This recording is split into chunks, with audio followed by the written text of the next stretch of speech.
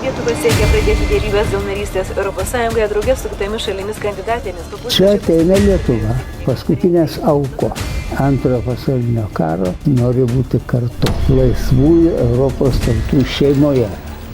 Bet kokia kita alternatyva NATO ir ES, mes žinome, ką tai reiškia. Lukašenka parodė, kaip toli pasirengęs eiti.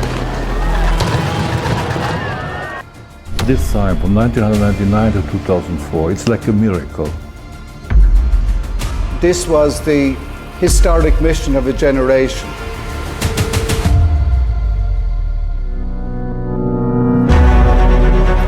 Kruvinas darbas buvo, sunkus darbas buvo ir visi tai darė.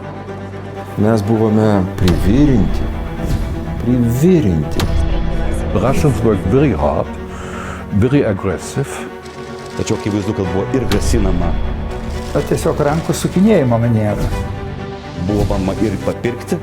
Mr. Putin put a vast amount of money on the table.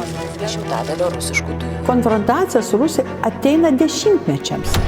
Mes esame demokratijos šauklys.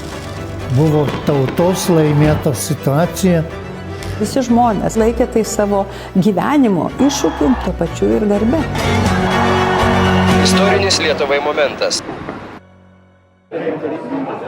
O mūsų startinė pozicija buvo ypatingai mums nepalanki. Ypatingai. Aš pradėjau klausimą, apie ką esu aš, apie ką yra mano šaknis, o apie ką esame mes.